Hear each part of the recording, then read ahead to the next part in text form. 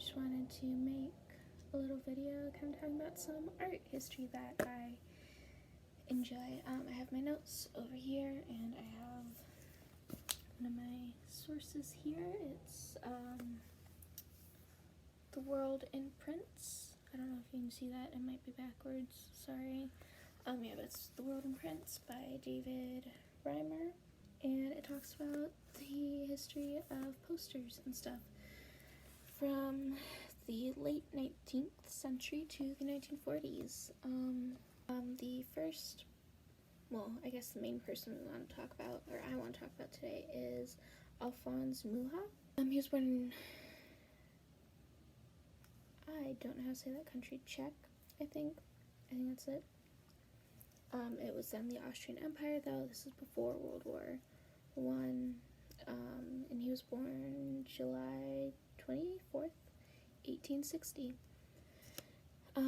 He's very into art and music from a very young age. His family didn't have a ton of money for education. He wanted to go to secondary school, but he couldn't, so his music teacher actually ended up helping him. He was into violin or viola, and he sang alto, and he became very religious. He moved to Paris when he was about 30, and Paris is where he kind of started to make his more famous pieces. There was a period of time where he was kind of just doing his own thing and making his own art, and then once he made a 2-meter tall poster for an actress in a play, and she loved it. She thought it was beautiful, so she ordered a ton, and he got very popular from that. He made a couple more posters for her, and that's kind of where we know him today, from his depictions of her and his advertisements that he then started getting commissions for after those posters. But like, there's jewelry based off his art pieces, and it's very beautiful jewelry, and like sculptures as well.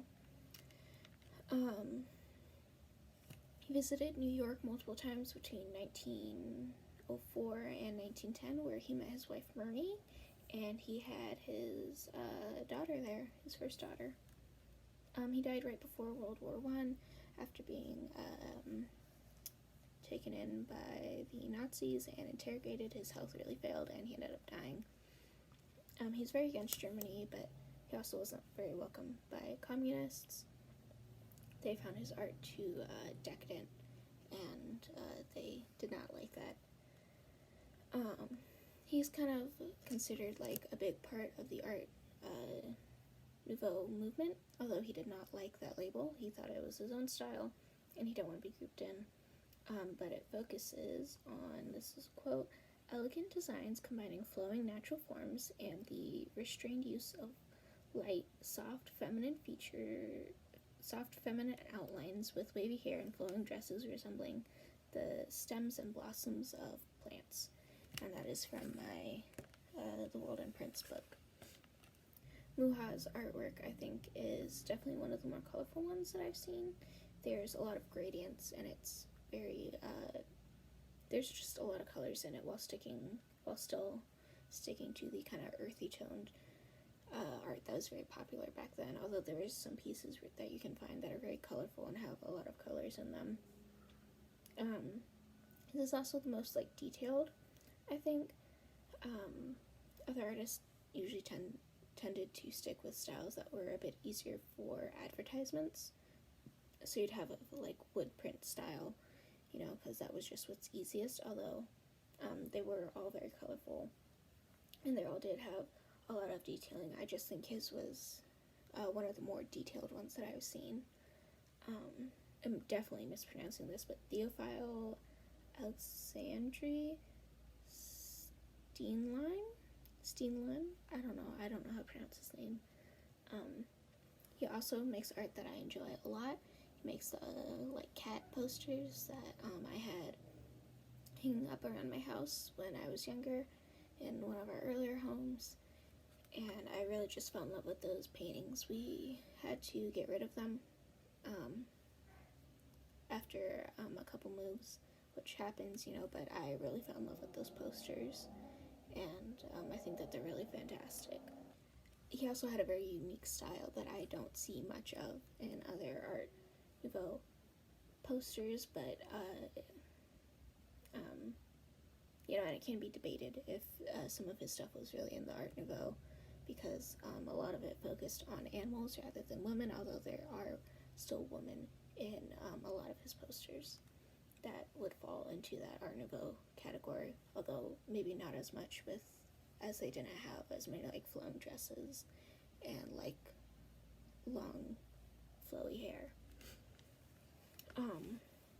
And I feel like the Art Nouveau really brought a new way of depicting women into the art scene of the time. Women weren't necessarily depicted as much for advertisements, and it was all pretty much white women, as this was something that took place in Europe, but it's still a little disheartening to see when it's all blonde and red-haired women. There are a couple depictions of like brown-haired women, but they're not nearly as prominent as like the redheads or the blonde women. And I think it would be interesting to see the style possibly come back and depict more women of color. And I think that with the like sex appeal advertisement that's really being pushed now, that this was really the start of it. They have these beautiful, like lightly clothed women used to sell products like cigars and perfumes and even bicycles to people, and I think that's maybe like some of the inspiration that people take nowadays to sell food. I don't know, that's kind of a weird one to put there, but I feel like foods, and people still use like colognes and perfumes and use that to sell them to people. I don't know, I really think Art Nouveau is a beautiful style though, and I deeply love Alphonse Mucha's work. I think it's gorgeous. I really love some of his stuff. I am deeply inspired by his work, and I would like to make more pieces that maybe depict women of color in these beautiful scenes, because I feel like we don't get that a lot from his work, just because he was a white man in white countries. And it's a little like saddening to not see yourself depicted in these pieces of art that are supposed to depict these beautiful women just being gorgeous, but yeah, I think that Art Nouveau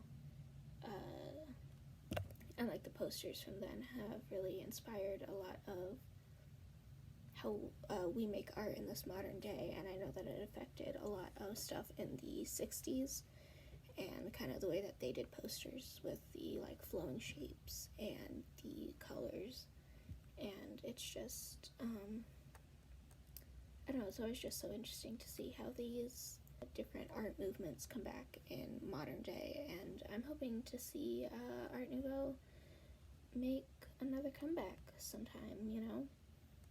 I feel like these have usually been made around times of struggle from people, and I think that we're really in that time period now, and I think that having this kind of escapism way of seeing the world as this beautiful, intricately made, delicate pieces of art would really bring comfort to some people, although I'm sure it won't be the same as the Art Nouveau of the past, and even with the 60s it kind of changed and morphed the way that we see Art Nouveau, so it's something very interesting to me, and I think it could really make a comeback. I don't know if you guys want to see more videos of me talking about art or drawing.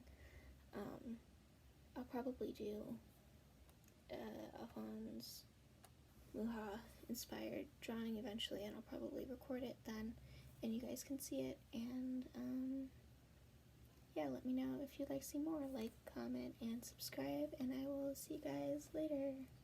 Bye.